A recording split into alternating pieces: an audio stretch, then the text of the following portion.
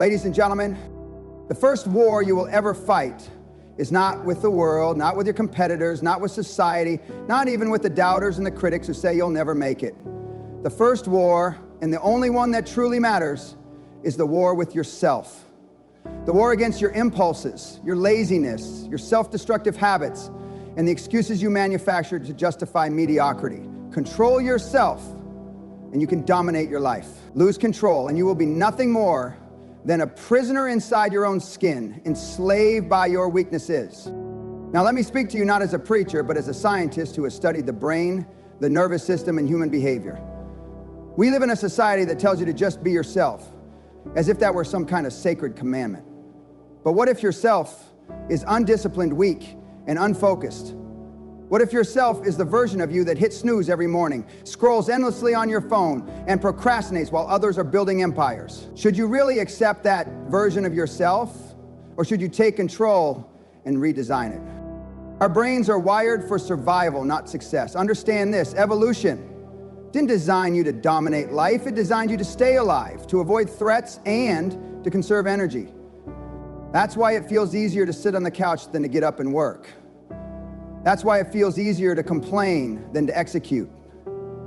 That's why instant gratification seduces you, while long-term growth feels like pain. But here's the harsh truth: if you let that primitive wiring run your life, you will never rise above average. You will never reach your potential.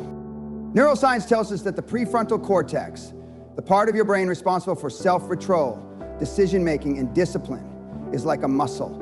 If you don't train it, it stays weak. And if it stays weak, your impulses, hunger, fear, anger, desire, laziness will rule you. You'll be like a ship with no captain, tossed around by every storm. But when you train it, when you demand of yourself higher standards, when you force yourself to act against comfort and into discipline, that part of the brain grows stronger, and with strength comes control.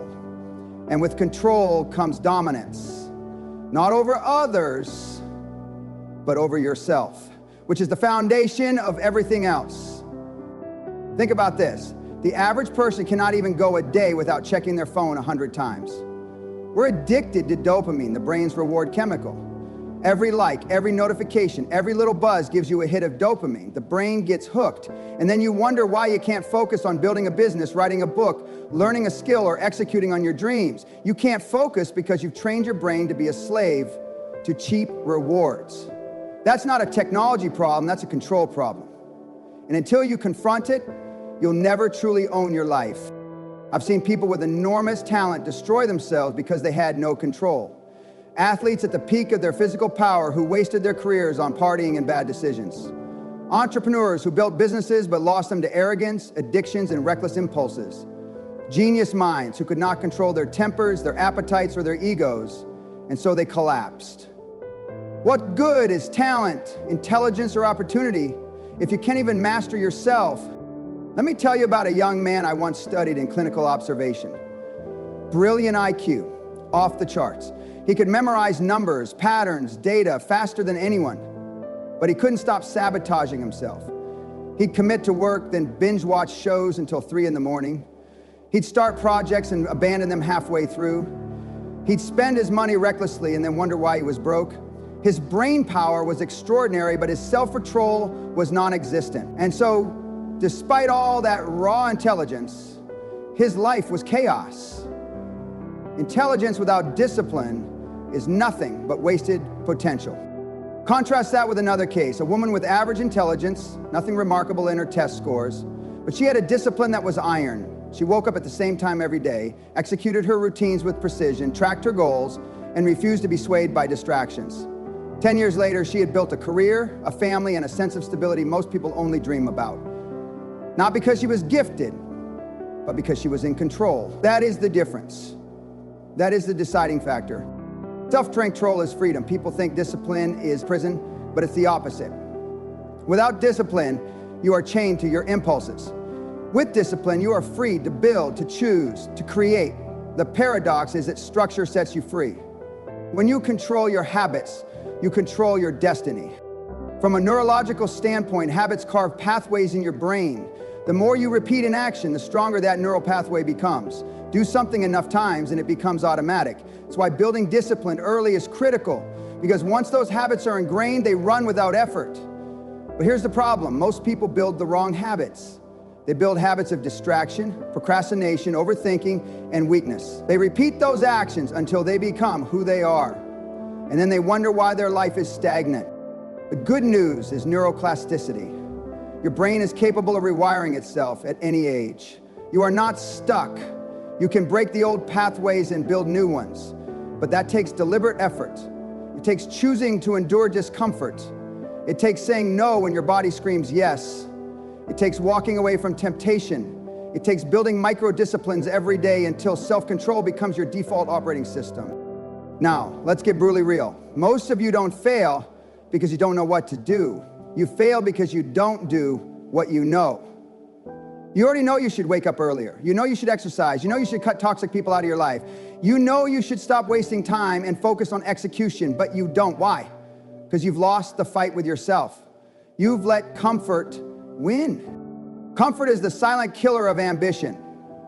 And comfort creeps in quietly. It tells you, just one more hour of sleep, just one more drink, just one more day of putting it off. And before you know it, comfort has stolen years from you. I've met people in their 40s, 50s, even 60s who look back and realize that comfort stole their dreams. They never controlled themselves, and so they never controlled their destiny. You want to dominate your life? Start with the small things. Control what time you wake up. Control what you put into your body. Control how you respond when things go wrong. Control the words that come out of your mouth. Control your focus. These are not small details. They are the foundations of power. You think you'll suddenly wake up one day with the discipline to build an empire when you can't even control your sugar cravings? Forget it. Master the small battles and the big ones become possible. But make no mistake, it will hurt. Growth always hurts. Your brain will resist. Your body will resist. Your friends may resist. That's the price of control. That's the price of freedom. Neuroscience has proven that the brain literally changes under stress. Neurons fire, connections strengthen, and new pathways form, which means every time you resist temptation, every time you hold the line, every time you choose discipline over weakness, you're literally reshaping your brain into a stronger version of yourself. And here's where most people stop. They want it easy. They want motivation instead of discipline. They want hacks instead of habits. They want comfort and control at the same time. But life doesn't work that way. You cannot dominate your life until you dominate yourself. And domination doesn't come from feeling like it. It comes from doing it, whether you feel like it or not. Let me pause here because I want you to reflect. Where in your life are you out of control right now? Maybe it's your health. Maybe it's your finances. Maybe it's your temper, your time, your relationships, whatever it is. That's the area where your life is leaking power. Until you close that leak, you cannot fully rise. And the way you close it is by drawing a line. Not tomorrow, not next week, not someday. Now, you take that area and you say, this ends here. I am in control now. And then you back it up with action. Not words, not intentions, action. Because control is proven in action.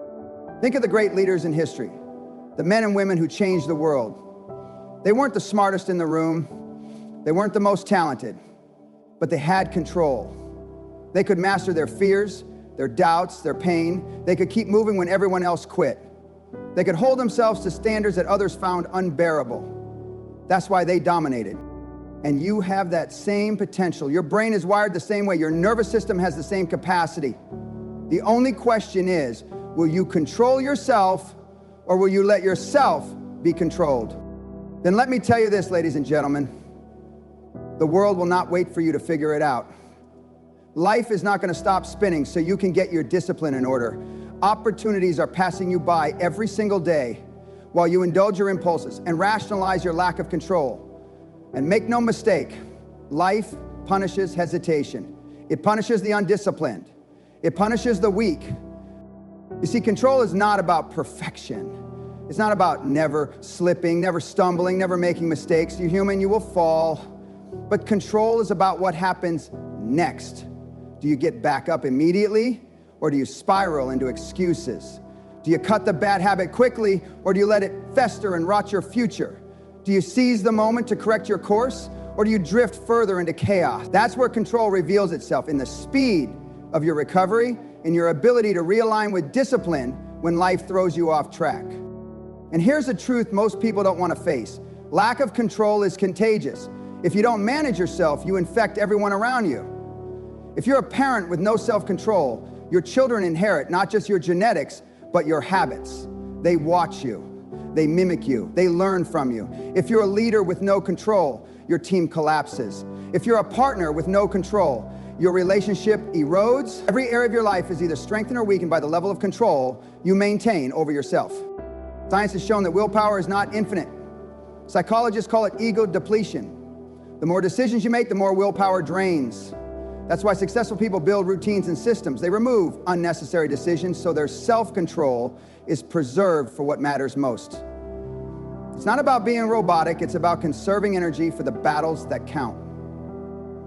That's why the greatest performers in any field are obsessed with structure. They know that every ounce of wasted energy is an ounce stolen from their mission.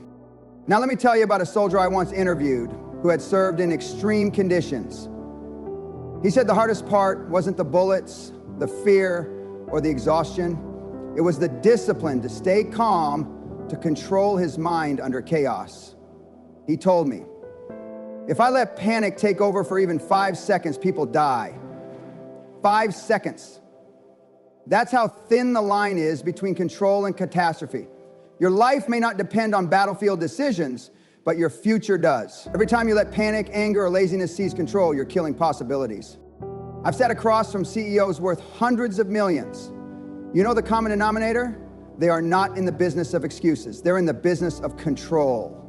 They control their time, their schedule, their focus, their energy.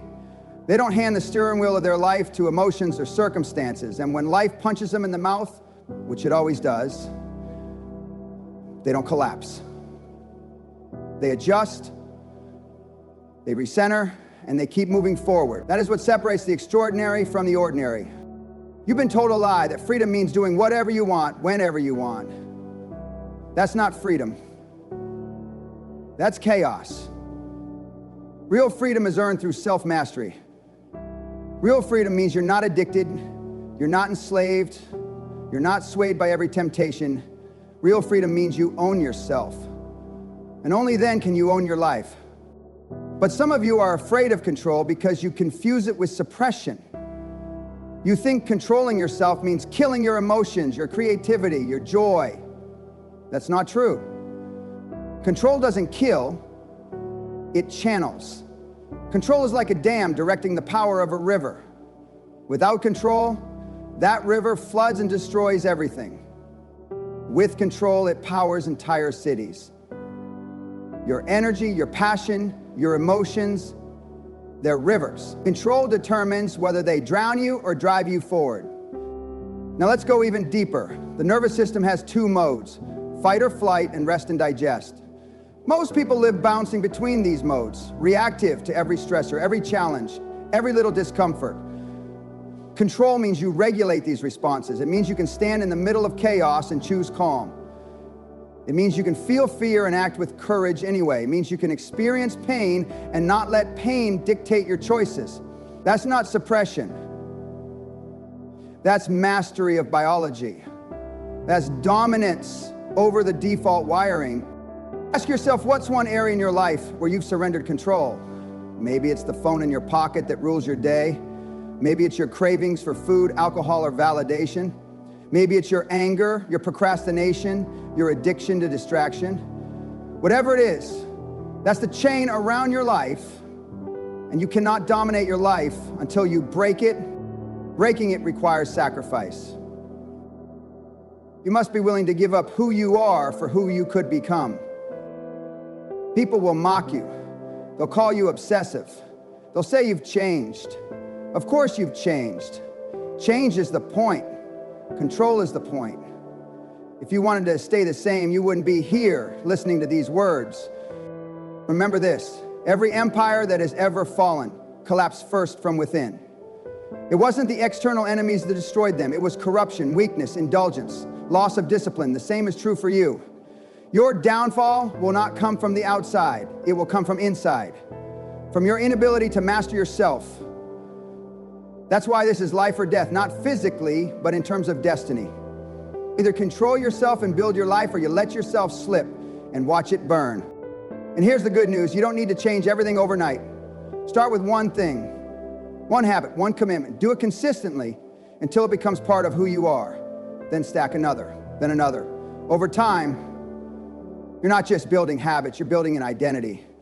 The identity of someone who is in control, someone who doesn't bend to weakness, someone who can be trusted not just by others, but by themselves. That's the ultimate test. Can you trust yourself? Can you trust yourself to follow through on your word, even when no one's watching? Can you trust yourself to stay disciplined, even when comfort whispers in your ear? Can you trust yourself to hold the line when everything in you screams to let go? That's control. That's the foundation of dominance. So the challenge I leave you with today is simple but not easy. Take back control. Stop handing your life to your impulses. Stop letting weakness dictate your destiny. Stop pretending that someday you'll magically wake up disciplined. Discipline is not found, it is forged. Control is not given, it is earned. And the moment you choose to control yourself, you've already taken the first step toward dominating your life. Because when you master yourself, you become unstoppable. Nothing outside you can control you, because nothing inside you is out of control. And when you reach that point, ladies and gentlemen, life is not something that happens to you. It is something you command, something you shape, something you dominate with every breath you take. And that right there is the life you were born to live.